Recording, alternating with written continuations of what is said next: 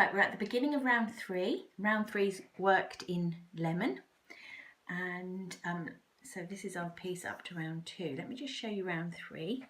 Move those to one side. Round 3 has got a really lovely crisscross effect. It looks tremendously complicated. It really isn't at all. These crisscrosses are just made with standard treble stitches, that's UK terms, and it's just where you choose to make the next stitch that makes this wonderful crisscross effect. It's so pretty, and it's not at all as complicated as it looks. So let's start.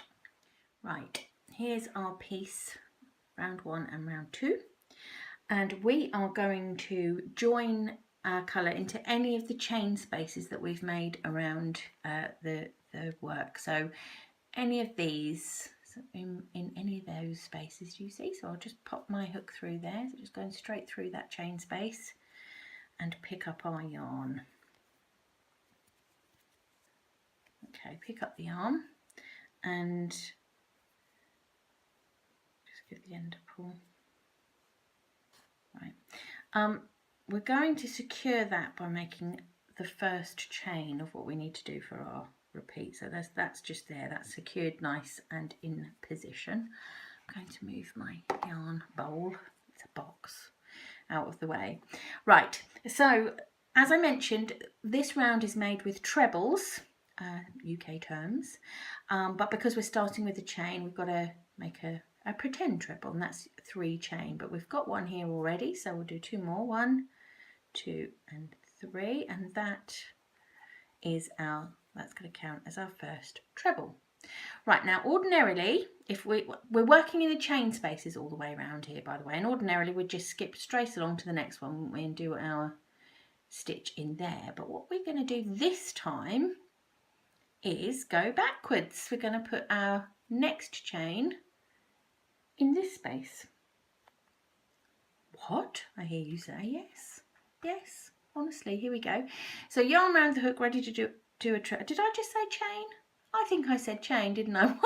What I meant to say is treble. We're going to do our next treble in this space. I'm sorry.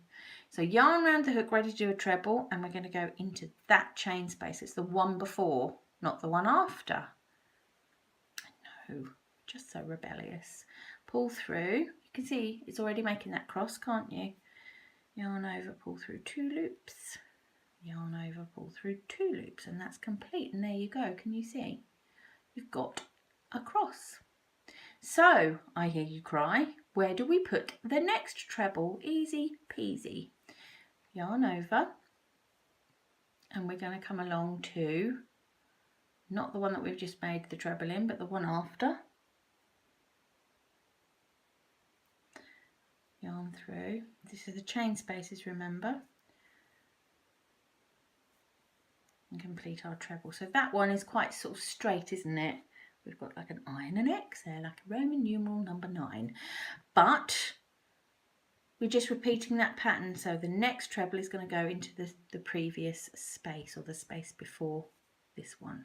And you will notice that there is already a treble coming out of there. When you work all the way around, there will be 2 trebles coming out of every chain space. Okay, so completed our treble, and there's 2 crosses. Okay, let's do it again. So get your yarn over your hook, ready to do your treble. Since you've finished a cross, you're going to move on. If you haven't made a cross, you go back. If you have made a cross, you go on. Just make that up. It's a mantra. Right, so into the next chain space, make your treble. So we haven't made a cross, so we've got to go back. So we're going back into the previous chain space. Ready for our next treble, and we have made a cross, so we'll go onwards. So we're going to the next chain space. The photographs in the booklet to illustrate this are absolutely brilliant. Greta's photographs are brilliant all the way through.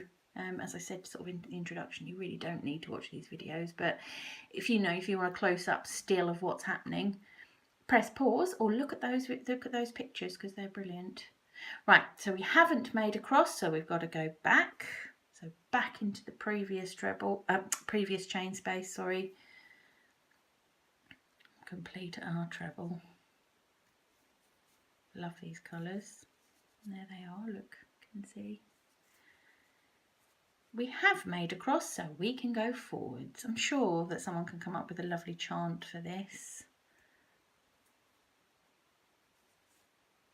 No cross, go back, back into the previous chain space. Oops. One cross, go forward into the next chain space. And this chain space, I'm working over my slip stitch join from the round before and it's really not visible, it's fab. Okay, no cross, go back.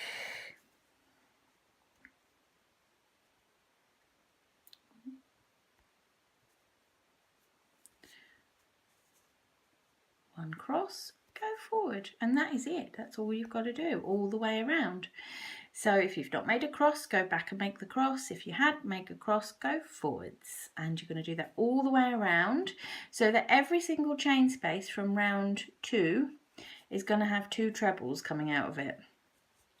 And it's totally intuitive. I'm just going to take you all the way through to the end because the only thing that may make you scratch your head slightly is the end. There's no reason for it. It's just because you kind of join up and there's already a treble where you're going to put your hook, and that can made me stop and think. So I'll just show you about that. We're nearly there. When we get a bit further on, I shan't make you sit through watching me do each and every stitch because that will be so tedious. And Busby will speed it all up so you don't have to endure it. That's kind of him, isn't it? Right, here we go. Nearly there. I do adore this pattern. I do love it. It's so lovely. I hopefully now that we're using the close-up on the camera, you can see the level of detail that is in this little creation because it's just fab. Or lots and lots and lots of, most of Greta's designs are like this. So treat yourself, do some more. Right, here we are, look, can you see? We're on the last cross now. You might go, but don't panic because we're just going to go on one into the same chain space that we started in. Okay, because as I said, each chain space has got to have 2 trebles coming out of it. That one has.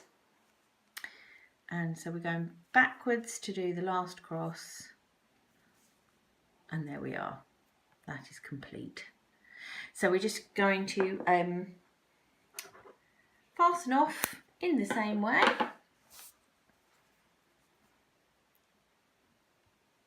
Slip stitch through,